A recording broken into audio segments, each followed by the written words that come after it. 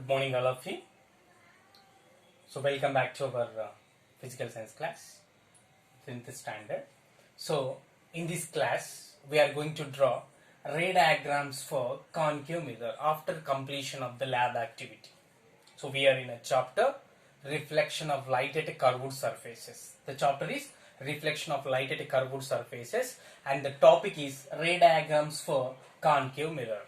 Okay, after getting information from the lab activity, okay, and the different object positions, okay, by taking the different object positions, and we are getting the different image positions and the characteristics of the image, we know very well. In the last class, we have seen if an object is placed between mirror and focus, so we'll get the image behind the mirror, and the characteristic, that enlarged image and erected image, and that is virtual. And the next, at focus, okay, at focus we'll get the image at infinity, because we'll not get on a paper and mirror. And if suppose we are placing an object distance between focus and center of curvature, so we'll get the image B and C after C on the principal axis, right? On the principal axis.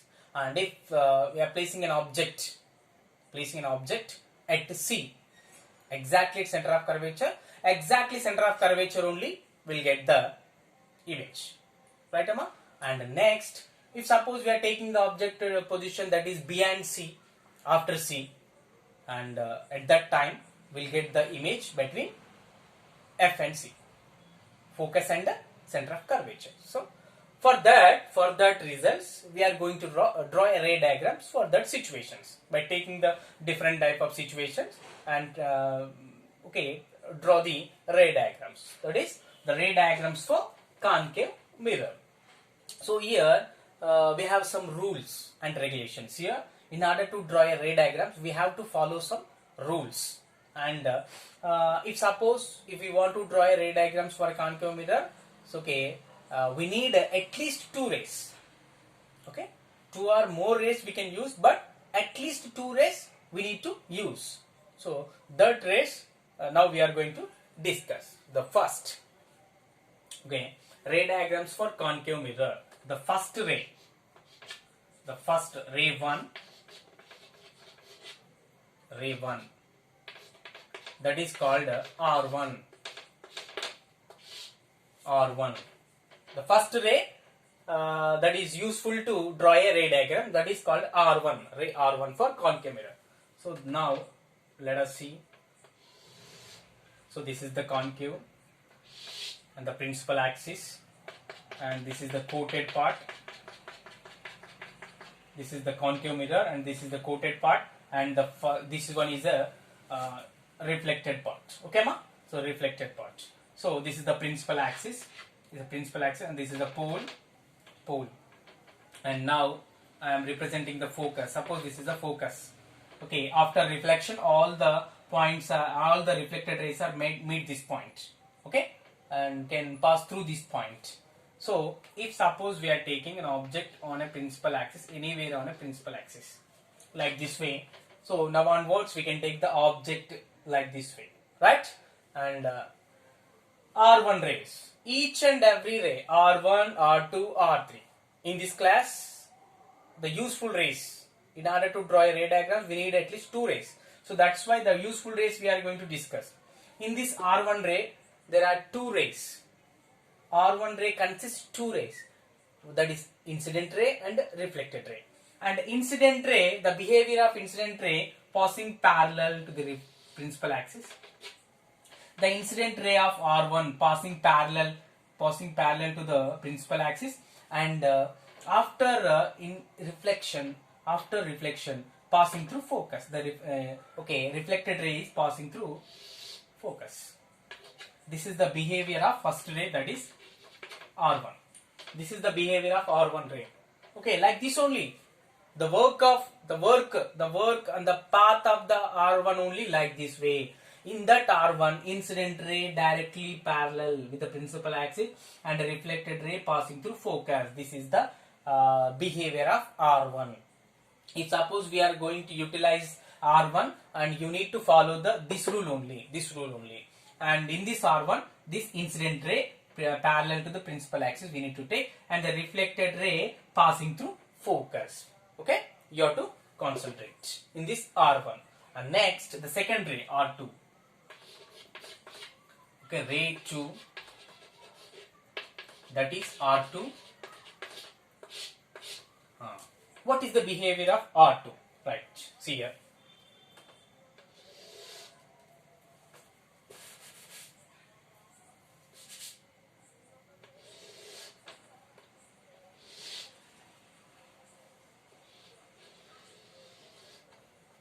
Right, and there's a mirror,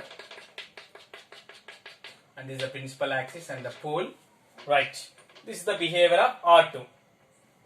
In this R2, suppose this is a focus, and now this is the object. So in this R2 ray, the incident ray is passing through focus opposite to this. The R2 is quite opposite to R1. So in this one, incident ray is passing through focus. Incident ray is passing through focus, and the reflected ray is parallel to the principal axis.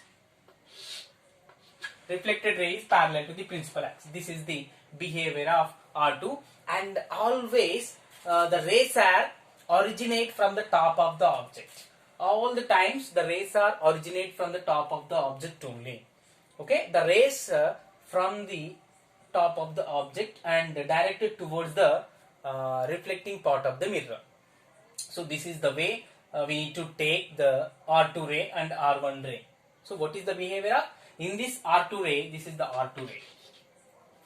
Okay, this is the ray R2. In this R2 ray, the incident ray is passing through focus, and the reflected ray is parallel to the principal axis. This is the behavior of second ray, and this is quite opposite to first ray. In this first ray, incident ray is parallel to principal axis, but the reflected ray is passing through focus. Opposite to this, incident ray is passing through focus, and the reflected ray is parallel to principal axis. Okay, this is the rule we need to follow R2 when we are taking R2. Suppose we are taking R2, we need to follow this rule only. Suppose we are going to take R1, so you have to follow the rule for R1. So this is the behavior of R2, and this is the R1. And now let us see behavior of R3, third ray. So from these three rays, we can take any two rays. Okay, in order to draw a ray diagrams, right? Now, so I want to rub this because of I want to represent R3.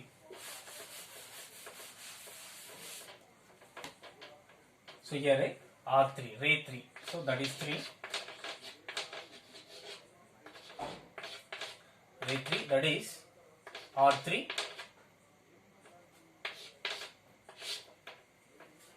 Ray 3, that is R3. And now, so in this one,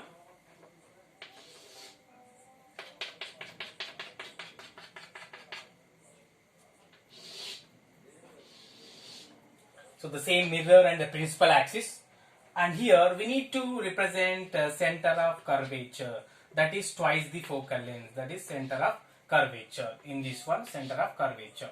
So in this one, the R3 ray, R3 incident ray of R3 passing through center of curvature, passing through center of curvature, passing through center of curvature.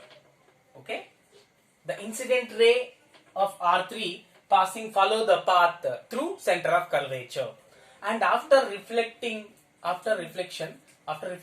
and the reflected ray follow the same path. It trace the path through center of curvature only. So follow the same path. So this is the behavior of R3 ray. In this R3 ray, so what is the behavior of the incident ray? In this R3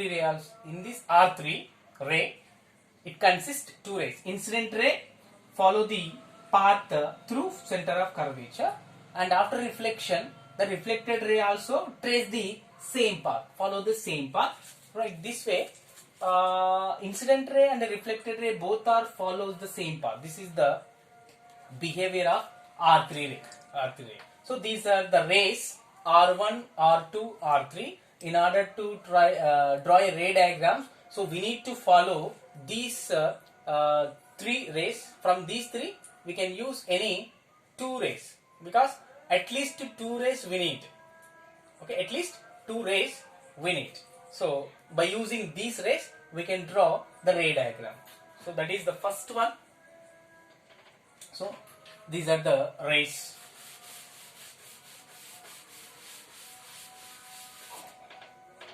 So now draw the ray diagrams for the different object positions. Now the first position. What is the first position? Object placed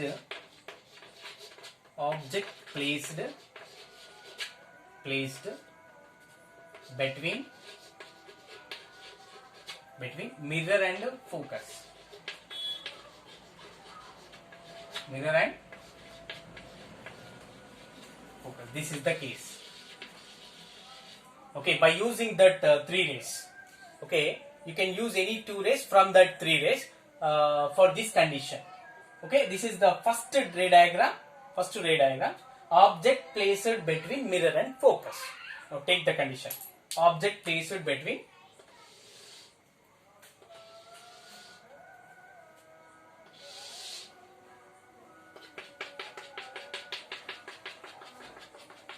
So here this is the mirror and the pole, and this is the focus and center of curvature.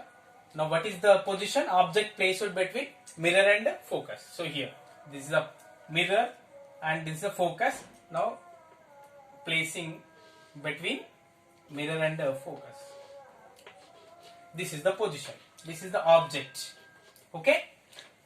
Now we need two rays, at least two rays from R1, R2, R3. You can utilize any two rays. So I am using R1 ray. R1 ray, the first incident ray is parallel to principal axis. Incident ray of R1 parallel to principal axis. And right. What about the reflected ray? And the reflected ray is passing through focus. Reflected ray is passing through focus. So like this way we can take. If suppose object is placed between P and F, so we need two rays in order to draw a ray diagram. The first ray is R1 I am taking. The incident ray of R1 is parallel to principal axis, and the reflected ray is passing through focus. So this is the first ray. And the next ray, so is there any scope for R2? R2, incident ray of R2 is passing through focus, but here the focus. So there is no need of R2. So we can take the R3 ray passing through center of curvature. And the first top of the object, so that is incident on a mirror. After reflection, it follows the same path. So this is the C. So this is the incident and this is the reflection.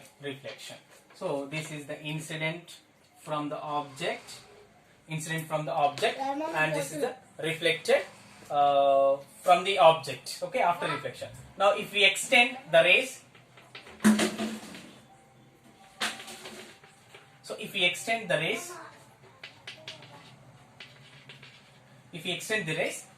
this is the image position. That is behind the mirror. You can compare your results. And from the table. So if we extend these two rays, they meet behind the mirror. So this is the position of the image, that is enlarged image, and erected image, and that is virtual image. Okay, so this is the position object is placed between mirror and focus. Okay, and now we'll see detailed concept based on this position in our next class. Detailed information I will give in our next class. Okay, by taking the different type of situation. Okay, thank you.